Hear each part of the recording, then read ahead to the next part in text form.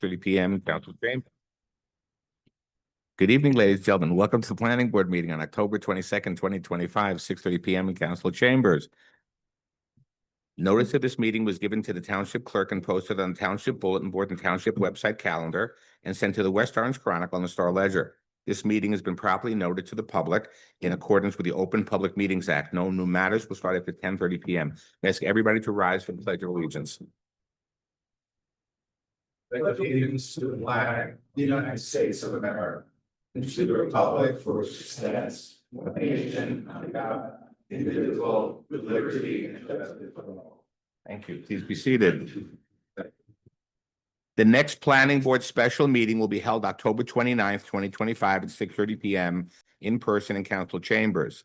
The next Planning Board regular meeting will be held on November 5th, 2025 at 7:30 p.m. via Zoom. Roll call, please, Hamlet. Mr. Alpert. Here. Mr. Cardoza. Ms. Gaffer. Mr. Klein. Here. Mr. Wilks. Here. Councilwoman Scarpa. Present. Mayor McCartney. Present. Mr. Guarino. Present. Chairman Bago. Present, thank you. I have some minutes for adoption. I make a motion that we adopt the July 16th, 2025 West Orange Planning Board draft minutes. Do I hear a second? Second, Mr. Chairman. Vice Chairman seconds. Are there any corrections, additions, or deletions to the minutes? Seeing none. On the motion, Yamilet? Mr. Alpert. Yes. Mr. Klein. Yes. Mr. Wilks. Yes. Councilwoman Scarpa. Yes. Mayor McCartney. Yes. Mr. Guarino. Yes. Chairman Bago. Yes. Minutes are adopted. I make a motion, we adopt the July 30th, 2025 West Orange Planning Board draft minutes. Do I have a second? Second. Mayor McCartney seconds. Are there any additions, deletions on the minutes or corrections? Seeing none. On the motion, Yamilet? Mr. Alpert. Yes. Mr. Klein. I don't think I was there. But you did give me the affidavit. Oh, but okay. Then, yes. Mr. Wilks. Yes. Councilwoman Scarpa. Yes. Mayor McCartney. Yes. Mr. Guarino. Yes. Chairman Bago. Yes, the minutes are adopted. Make a motion, we adopt the August 6th, 2025 West Orange Planning Board draft minutes. Do I have a second? Second, Mr. Chairman. Vice Chairman seconds. Are there any corrections, additions, or deletions on the minutes? No. Seeing none. Yamilet? Mr. Alpert. Yes. Mr. Klein. Yes. Mr. Wilks. Yes. Councilwoman Scarpa. Yes. Mayor McCartney. Yes. Mr. Guarino. Yes. Chairman Bago. Yes, minutes are adopted. I make a motion, we adopt the August 13th, 2025 West Orange Planning Board draft minutes. Do I have a second? I'll second. There you go. Mr. Alpert, second. Are there any corrections, additions, or deletions? No, sir. Seeing none. Yamilet on the motion. Mr. Alpert. Yes. Mr. Klein. Yes. Mr. Wilks. Yes. Councilwoman Scarpa. Yes. Mayor McCartney. Yes. Mr. Guarino. Yes. Chairman Bago. Yes, minutes are adopted. I make a motion that we adopt the August 25th, 2025 West Orange Planning Board draft minutes. Do I have a second? I'll second. Who's second? Councilperson Scarpa, second. Are there any corrections, additions, or deletions? No. Seeing none. On the motion, Yamilet? Mr. Alpert. Yes. Mr. Klein. Did I give you the? Yep. Yes. Mr. Wilks. Yes. No, I'm sorry. Yes, Mr. Wilks. Councilwoman Scarpa. Yes. Mayor McCartney. Yes. Mr. Guarino. Yes. Chairman Bago. Yes, minutes are adopted. I make a motion that we adopt the September 3rd, 2025 West Orange Planning Board draft minutes. Do I have a second? So Second. moved, Mr. Chairman. Vice Chairman Garino, second. On the are there any corrections, additions, or deletions? Seeing none. On the motion, Yamilet? Mr. Alpert. Yes. Mr. Klein. What was the date again? The third. The- September. September 3rd. I gave you the certificate. did. Yes. Yes. Mr. Wilks. Yes. Councilwoman Scarpa. Yes. Mayor McCartney. Yes. Mr. Guarino. Yes. Chairman Bago. Yes, minutes are adopted. I make a motion that we adopt the September 10th, 2025 West Orange Planning Board draft minutes. Do I have a second? It's your turn. Second. Mayor McCartney seconds. Are there any corrections, additions, or deletions? Seeing none. On the motion, Yamilet. Mr. Alper, Yes. Councilwoman Scarpa, Yes. Mayor McCartney, Yes. Mr. Guarino, Yes. Chairman Bago. Yes, minutes are adopted. I make a motion we adopt the September 17th, 2025 West Orange Planning Board draft minutes. Do I have a second? I'll take this one. Yes. Mr. Alper seconds. Thank you. Are there corrections, additions, or deletions? Seeing none. On the motion, Yamilet. Mr. Alper, Yes. Mr. Klein, Yes. Mr. Wilks, Yes. Councilwoman Scarpa, Yes. Mayor McCartney, Yes. Mr. Guarino, Yes. Chairman Bago. Yes, minutes are adopted. Ms. McGovern, would you swear in our professionals, please? Chairman, Chairman, I'm sorry, Mayor Mayor, McCartney. I'd like to make a motion that we thank Jamilet for getting us up to speed on the minutes. I think we have unanimous consent for that. For those that just walked in, so the the record rec- will reflect that Mr. Cardoza. Good. Yes, thank you. You're up. Okay, we have a new planner with the board, Malvika Apte. And she's from Higher Gruel. And we also have Mr. Jordan Rizzo, who is sitting in tonight from CME. So if you would please raise your right hand. Do you swear or affirm to tell the truth, the whole truth, and nothing but the truth? I do. Thank you. Thank you. The application before us this evening, PB 24-01, West Essex Highlands Incorporated, Block 179, Lot 32, Zone IH1, Warner Road. The applicant is proposing to develop a 496-unit inclusionary multifamily residential development on a vacant 120-acre property in the northwest corner of the township. Mr. Plucker for the applicant. Good evening, Mr. Chairman. Brian Plocker from the firm of Hutch, Szymanowicz and Plocker, here on behalf of the applicant, West Essex Highlands, Inc. Thank you. Mr. Efron for the objectors. Good evening, Mr. Chairman, Bruce Affron for the objector, We Care in New Jersey. Do you have people to testify this evening? No, we sent a letter in yesterday to Mr. Plucker and Ms. McGovern indicating that our witness, Mr. Hudasco, we would not be calling. He actually experienced a leg injury that would cause great discomfort. He had a 2.5-hour drive, and I decided that it was really not worth it or fair to ask him to do that. And virtually all of his testimony would deal with legal concepts under the MLUL, which I will do in summation when we get to that point. So we're not going to be calling Mr. Hudasco, as I indicated in my letter yesterday. Our remaining witnesses would be very limited, and we don't know if they're happening. We might have Mr. Gull testify, but that depends on CME's ultimate report on the structural issues. And Mr. Walsh has a very brief, probably 15-minute supplement to his original testimony, and there's a report dated September 2, 2025, a supplemental report. He's not here today. He can't be here on the 29th. Other than that, and potentially Mr. Gull, we have no further witnesses. There's not going to be any rebuttal on CME. CME is our board expert. There's no rebuttal on that. This is the board expert. That's it. With You can- respect, I'm the sorry. board expert functions as a staff to the board. Correct. The public all have a right to comment on any staff. I'm not on arguing any about staff commenting. I'm not arguing on commenting. We will have public comment. We're not going to have any back and forth additional testimony. I would submit that would be significant error by the board. There is Okay. case law that makes it very Then, clear. okay, then Then- you may provide that after this is done. You may provide that to our attorney and we'll review that. Well, That we there's can do that, significant but- case law that once our board, after we've heard all the testimony, that we're going to have rebuttal from somebody else against our board experts. It's not a matter of calling it rebuttal. It's a matter of responding to another expert who's not yet been heard. I have no idea what CMA will say. If CMA comes in with a report, well, whatever they come in with, they are an expert who's not been heard. The board expert is normally supposed to give an engineering report at the outset of an application, even before it comes to the public hearings. Normally, an objector can offer expert evidence to respond to those. There's no difference just because it comes in later. It should have come in earlier anyway.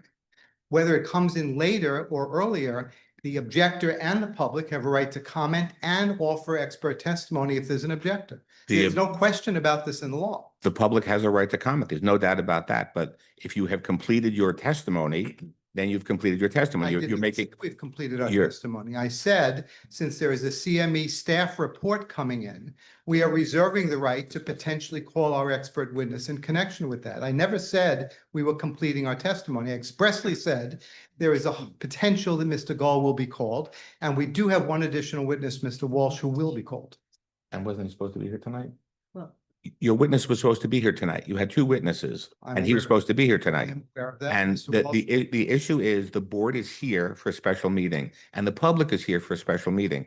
And telling us at the time that the person is supposed to be here, that they're not going to be here is problematic for the people. The people need to hear this, and dragging it on is not in the best interest of a public matter. Mr. Walsh's testimony will be extremely brief. I spoke with him at the last meeting, before the last meeting. In fact, he confirmed he could be here today. Then he confirmed he could not be, but he could be on the 29th. That was 2 days ago. What will Nothing else I Mr. can do. What will Mr. Walsh's testimony include? He has a supplemental report dated September 2, which contains some additional material supplementing his original report. I'm not an expert. I'm not going to try to characterize it. Okay. Did he provide that to the board secretary? I don't recall if it was sent in. No. No. No. It was not sent in yet. We can send it in tomorrow. Okay, so Ms. McGovern? Respectfully, September 2nd was a month and a half ago. I'm sorry, Okay. Mr. Chairman. I'm sorry, Mr. Plucker. He was not available at the last Okay. meeting. yeah, I know, Oh, but see, Ms. we just- McGovern. you've been delayed, this has been delayed and delayed, and we haven't met since September 3rd, was it the last time? There's been a long layoff. There was a long time for these witnesses to be lined up. And this has been scheduled for over a month, this special meeting. I've stated that. It's actually not a he informed special me meeting. he We moved our regular meeting to tonight so that everybody could participate. Would you rather I call Mr. Hudasco and have him testify for 3 hours when I don't need him? No, Obviously, that not- that is a legal decision on your Yeah, end, we and don't I need him. understand that, and that's fine. The but only you other now- witness would have been Mr. Walsh, would be about 15 minutes. He is not the reason we're here without witnesses. We've decided Mr. Hudasco won't be called. And is that your last witness? Mr. Walsh? That's it. Subject to Mr. Gall, yes. Mr. Walsh is the last witness, unless you provide legal documentation to reasonably move the board to hear somebody after our experts. There'll be nobody else. I doubt very much there's case law dealing with the narrow question of whether another expert can come in after the board expert files a report at the end of the applicant's case. But the case law is very clear that a reasonable opportunity must be given to any objector expert. Now, if we haven't seen CME's report on this issue, and it logically is a part of the file the board has, an objector has the legal right, and I'll show you case law, stating there must be a reasonable ability to respond. You can't respond if we don't know about it. Ms. McGovern? This isn't an objector expert. This isn't an applicant's expert. It's the board's consulting expert who's going to give them the comparison of what the testimony is and wrap it all up. If you want to take that position, Ms. McGovern, then it risks significant error if the board should approve the I'm going to application. disagree with you. The chairman has the power to run the meeting the way that the chairman sees fit. And this has been fair to everybody. It's been. We clear are also- on meeting number It's 21. been clear also, since it was announced that CME would produce a report, that we were reserving the right to call Mr. Gall back. Mr. Gall, let me finish. Mr. Gall is the reason CME will be producing a report. And I'm going to suggest this, why don't we see the report? That's- And then you can make the argument, if there's a significant argument, the chairman, I'm sure, will listen to whatever it is, and the applicant's attorney. We have to move this forward to a conclusion. It's going to a It's conclusion. delayed. only We have- are wasting tonight is what I- happened. I told you yesterday, Mr. Hudasco is not coming. Understood. Excuse me, I even said, I don't think we have any work to do. So, and you told me the chair wants to have a meeting. I gave notice that we wouldn't be needing this meeting. There's nothing else I could do. This is our regular meeting. Okay, so you have a We- regular meeting. In I order just to was- preserve notice, in order to, we do have one witness. We do have our board engineer who is going to report to us. There is work to be done tonight. Unfortunately, we'll probably be over with in 45 minutes, maybe, if that. Well, I'm certainly not going to call Mr. Hudasco and testify for 3 hours just so we can say we filled the Okay. night up. I don't think that's in anyone's interest. It's in everyone's interest not to waste time and create a whole convoluted record when it's not necessary. Now, if you'd rather me bring a planner on and I don't need him, just so we No, can say we Mr. don't waste the night, Mr. that would be Efron, rather. Mr. Efron, nobody's suggesting that. We're suggesting that you get your people. And Mr. Gall, it was my understanding that Mr. Gall was going to be here for his 15 minutes this evening. Walsh. Walsh, sorry. It was my understanding also. Okay. I can't So help it. I'm We said, going to say next meeting, he's got 15 minutes. If he can't come, have somebody else from his firm come. And that's it. We just can't. I say 15 minutes. It's a short presentation. Whatever his Exactly. short presentation is, we will listen. Absolutely. Fair enough. Okay. That's all we Uh, have. Okay. Thank you. Other than that, and Mr. Gall potentially, we have no further witnesses, unless the ridge should collapse next week, in which case Please we'll not. be back. Okay. Mr. Plucker. Yeah, can Mr. Affron represent when we will be receiving the report from September? I will do everything I can to get it to you tonight by email if I can. I can probably do that. in a minute. Tomorrow's fine. Tomorrow's fine. Yeah. Tomorrow's fine. Okay. Thank you. Thank you. Anyway, I'm sorry about Mr. Dasco, but it was a decision and. Okay, There here we are. probably- We're going to move forward and make it good for everybody. Okay. And Mr. Rizzo, you're up, sir. So just so the public knows, here and on Zoom, the board has asked CME, our engineering firm, to look at a number of issues that have been presented by both the applicant and the objectors. We wanted an independent, and so you know that the board planner and the board engineer are independent from the applicant. So they have no axe to grind, so to speak.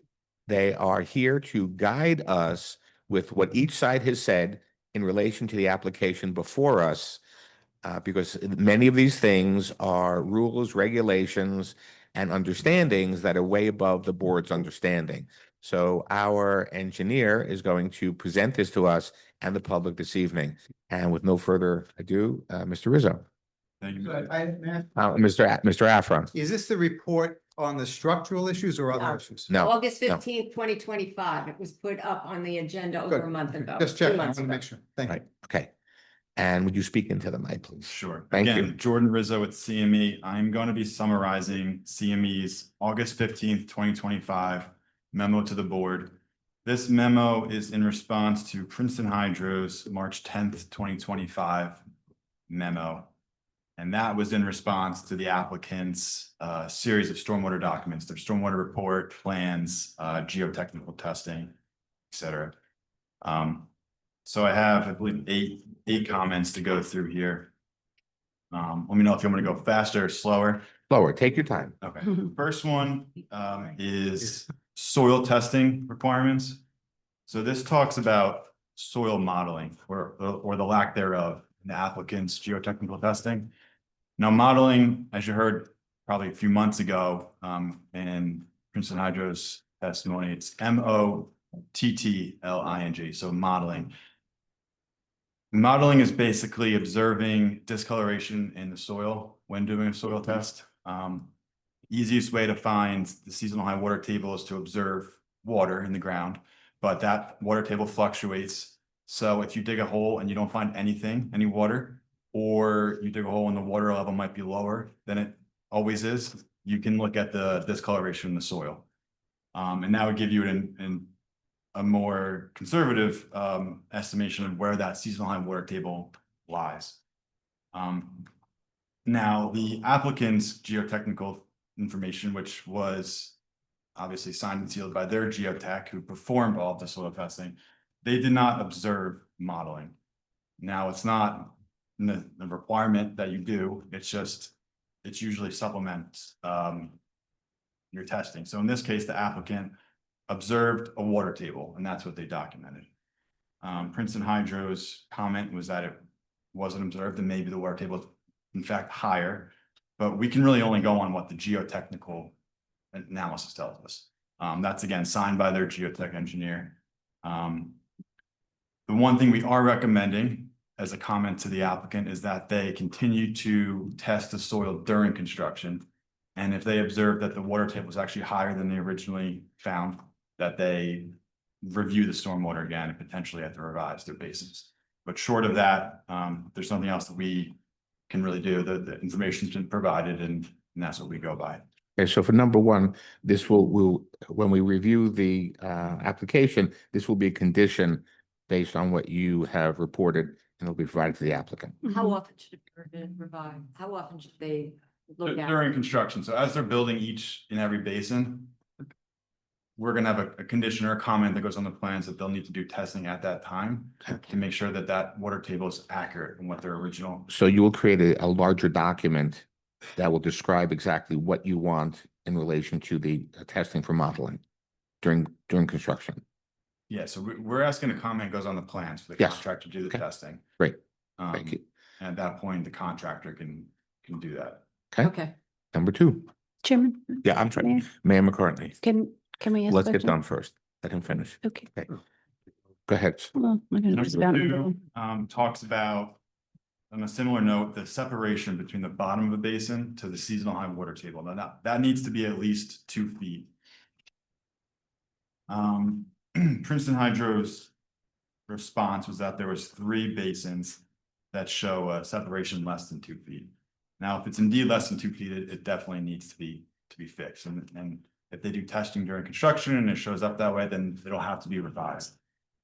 The geotech engineer for the applicant basically took, wherever they dug a hole, they took an estimate as far as what that ground elevation is.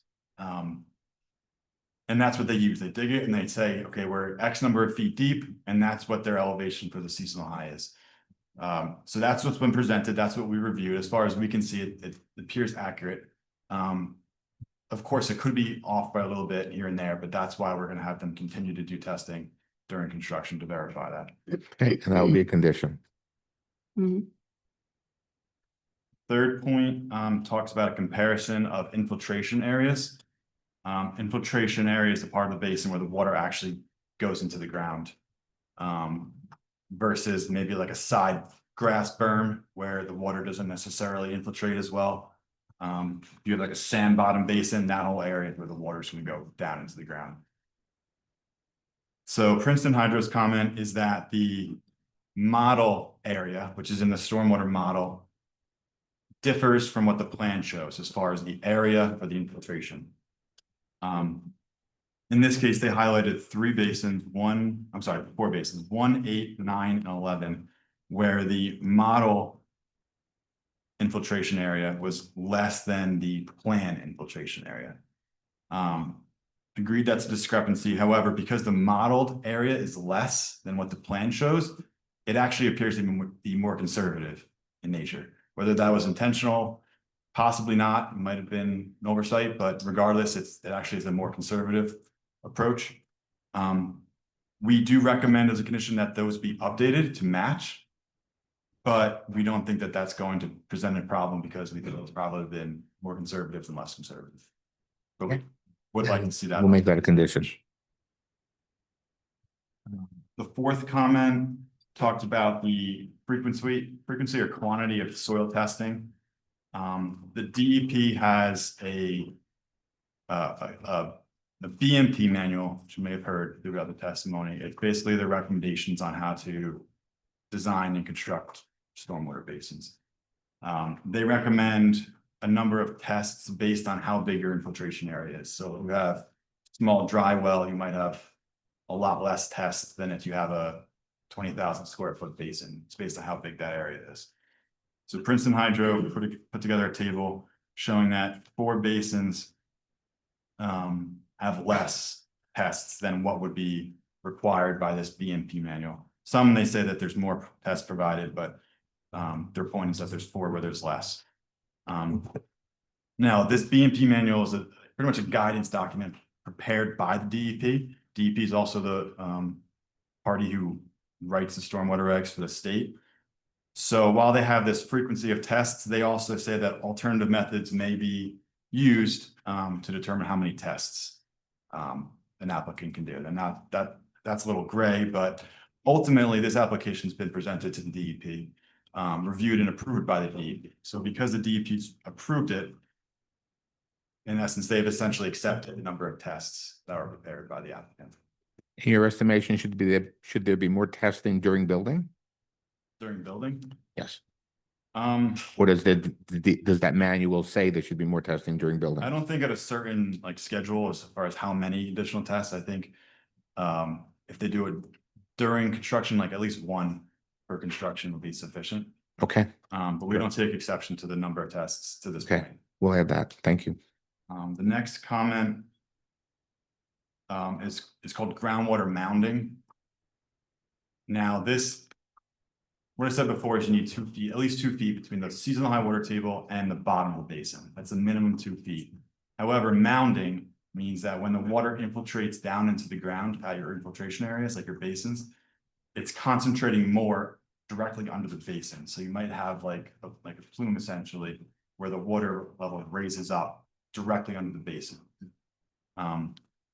That's called groundwater mounding. The issue with that is that you don't want that to mound up above the basin, you know, where you now have water exposed and taking up some of your void space that was put together for or attributed to storage for the basin. So we want it to stay below the basin. So there's 3 areas that they said that groundwater mounding presented an issue. Now, this is a very similar thing to the last one, is that it's based on the BMP manual recommendations, and the DEP says that there can be alternative methods. So because the DEP has seen this, accepted it, approved it, we found that that's acceptable as far as how it was presented in the stormwater. And during building, you would expect another test. Correct. Okay, The next point is impacts to wetlands. This is kind of short in the fact that my office, the board, the town doesn't really have jurisdiction over wetlands in the state of New Jersey. That's wetlands are entirely reviewed by the state of New Jersey. And there's a series of LOIs and permits that are all associated with that. So that is, as far as I know, has already been approved by the DEP. So there's really not much more of a discussion as far as planning board level. It's accepted by the DEP US jurisdiction. Okay. 7th point, second to last one, has to do with TC calcs. This is time of concentration. This is basically a measurement of how much time it takes for a drop of water to hit the ground and then travel to its ultimate destination, leaving the site. There's different ways to calculate this. Over the past few years, it's changed at least once or twice in the past 5 years. But ultimately, this was approved by the DEP. It's their calculation. So because they approved it, we take no exception to how it was calculated by the applicant. is it also a good idea to have them test again during the process? No, it's actually something that is, you can't calculate it in person. Okay. We're talking about it like a drop of water hitting the ground and how long that takes. Okay, so it's a mathematical equation that Yeah. is an engineering. Once it's designed and built, you never really discuss it at Gotcha. all. Okay. ever again. And then the last comment has to do with a sanitary sewer pipe traveling through a porous pavement area. And that should be revised, and we definitely agree that that should be fixed on the plans if approved, where there'd be no sanitary sewer pipes traveling through any type of stormwater infiltration area. Okay, so that will definitely be a condition. Other than that, we do have a series of comments from our June 13th, 2025 review letter. This is review letter number 3. It's not just stormwater. We have some landscaping and lighting comments that need to be addressed later on. Go right but ahead. We do have a series of, I think, 12 comments. Okay. Related to stormwater. June. June 13th, 2025. Go right ahead, Mr. Rizzo. Well, these are much more minor in nature, but I just wanted to say that we did have comments. Okay. On that. Have they Yeah. has that been provided to the board? Yes. Okay, so we have it already. Did you want to highlight anything from that report? The main one that we had here was just that additional testing would be required during construction. The rest of it is maybe some typos or making some things jive between the stormwater report and the plans and things like that, fixing a detail. Nothing that's going to affect the design. Okay, By any means. thank you, Mr. Rizzo.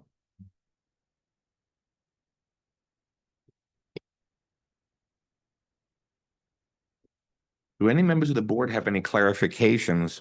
Mayor McCartney. Go right ahead. Yeah, no, thank you. It was back on number 1. Thank you, Mr. Rizzo.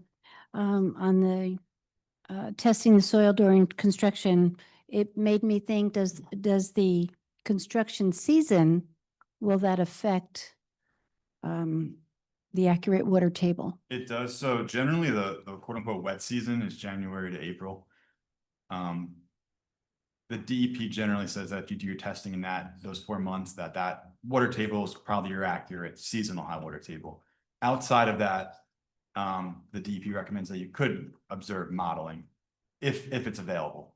So even if the testing is done in the future outside of those 4 wet months, it's still okay. So they can look for modeling at that point. Okay, another condition. I remember, and I would have to go back through my notes when, on number 4, when you were talking about the frequency of the soil testing. I recall that they were talking about the basins either being larger or deeper, right? Would that be a recommendation that would be made, or when or how is that recommendation made? Recommend, like, are you asking if they are to change or if we're recommending that they do change? Who would determine, or when do you determine if they should be larger or deeper? So I think at this point, we don't necessarily think they need to be changed in size.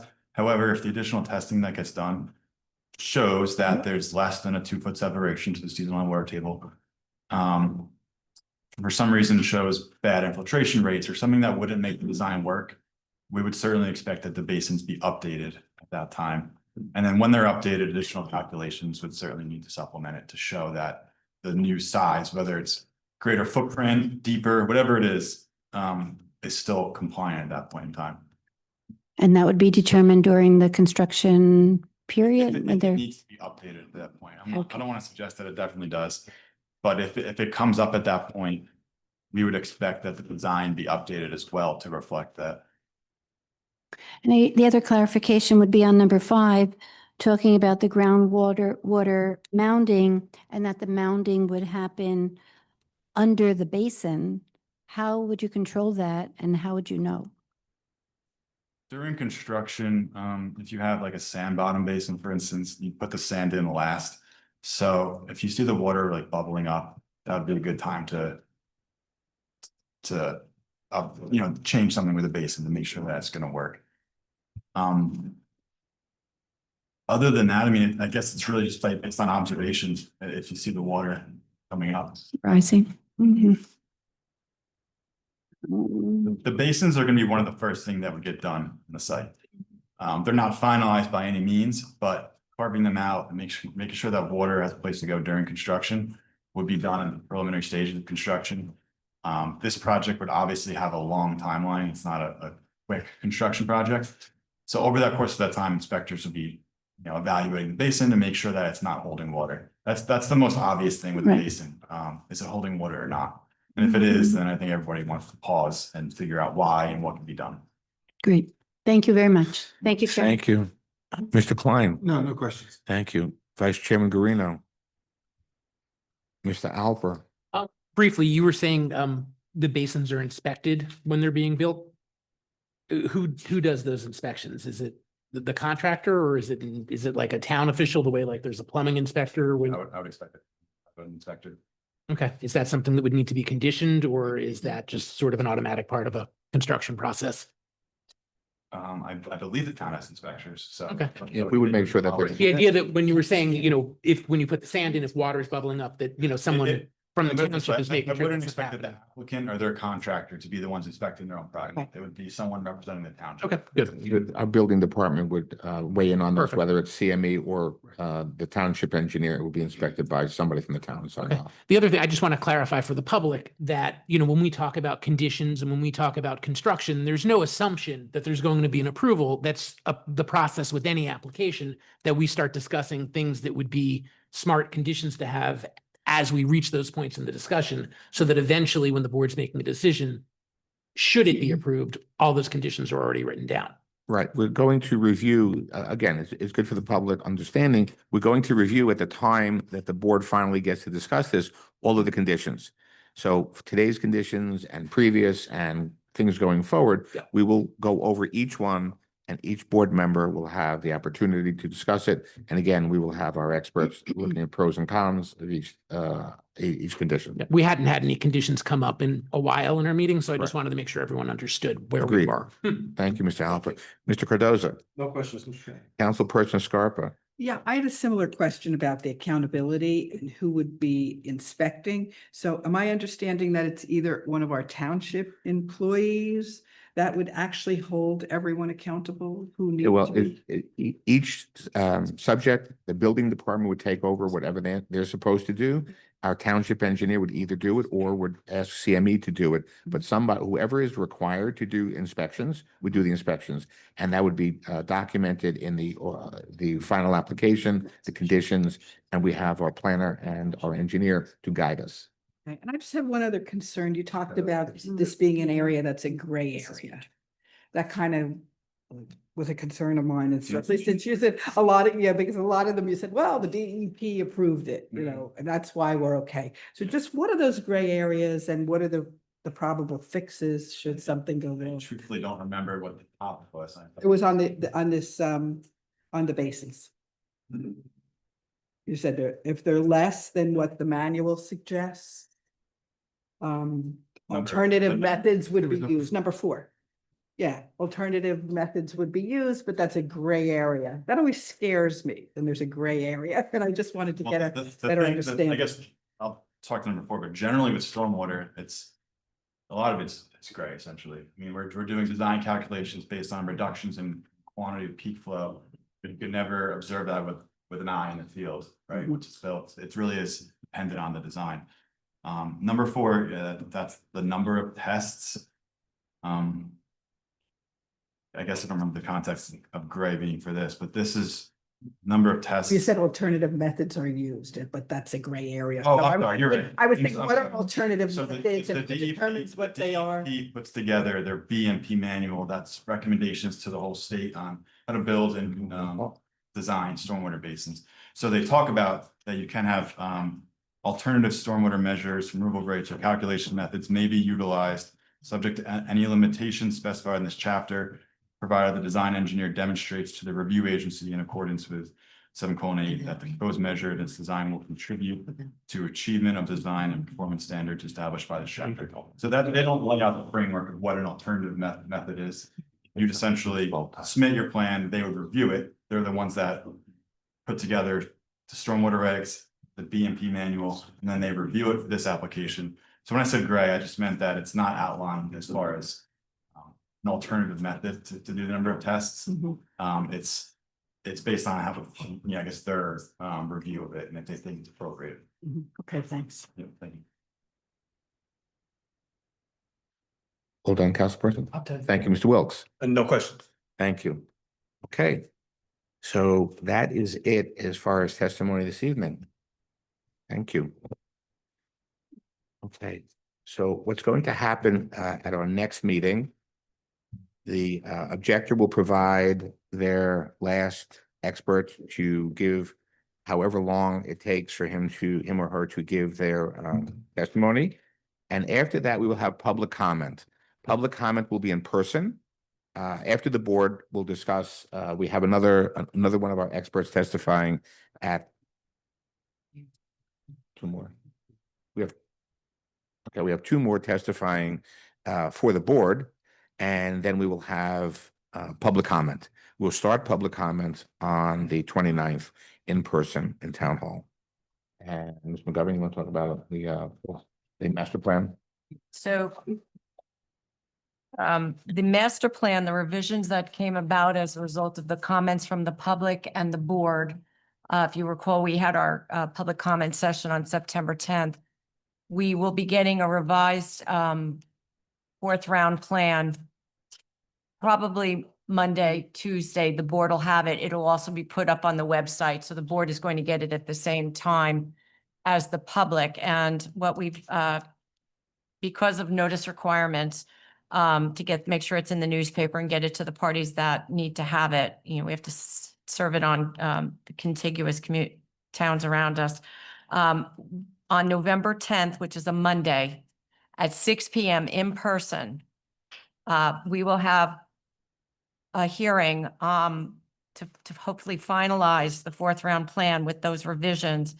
And the board will accept public comment limited to the revisions because we already had 3 hours of public comment on the entire plan.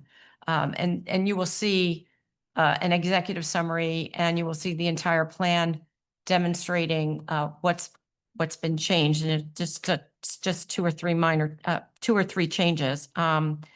And that hearing will take place on November 10th, again, 6:00 PM here. 6 o'clock. And when we finish that, if we need it, if we're not finished with public comment or we're ready to vote or on West Essex Highlands, we will continue with West Essex Highlands on that date as well.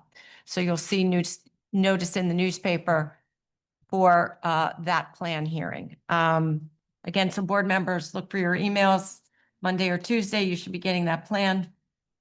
Members of the public, it'll be up on the West Orange website. A physical copy of the plan also will be in the planning department offices. Mr. Chairman, if I may, I have a question. Seth Weisletter, 17 Howell Drive.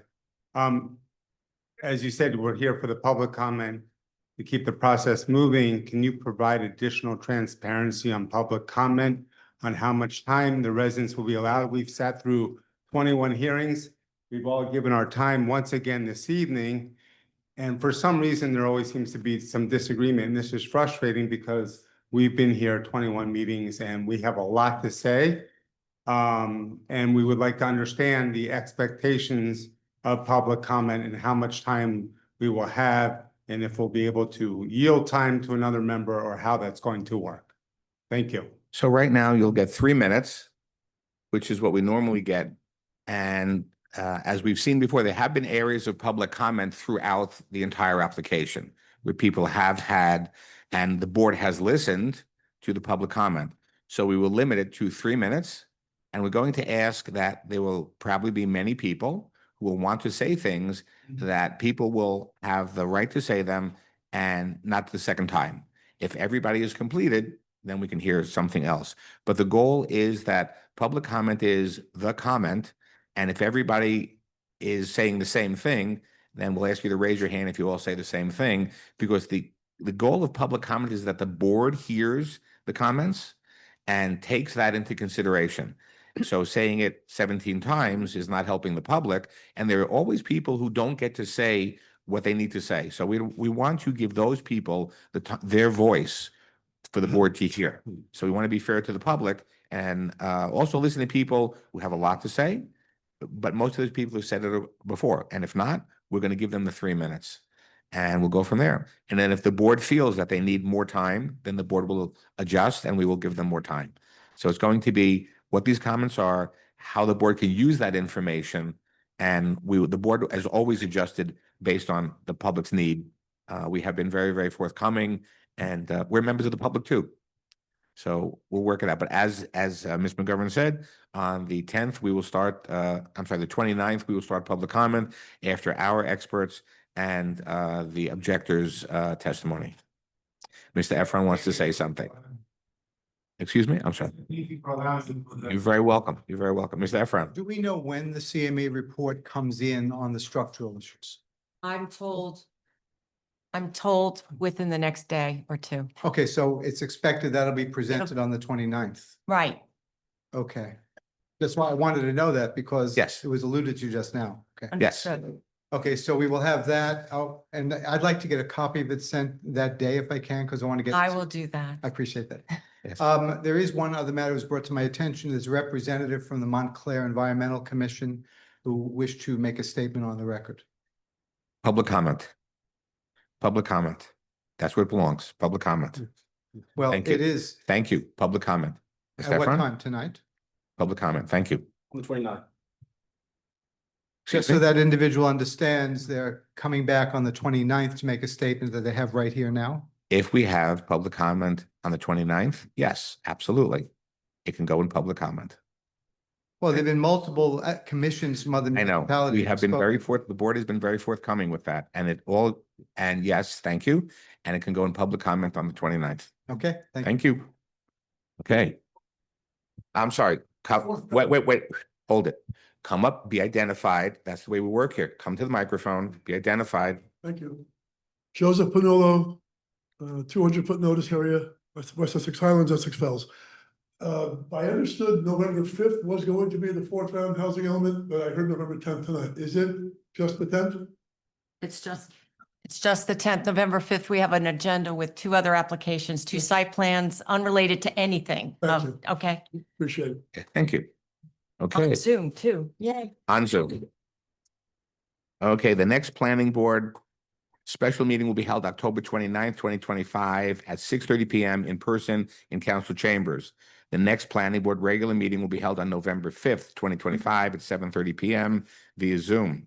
The next special meeting will be on November 10th in person for public comment, the finishing and the affordable housing in council chambers 6 p.m. at 6 PM. Motion to adjourn. So moved. Second, all in favor? Opposed? The ayes are above the nose. Thank you very much, ladies and gentlemen, here and on Zoom.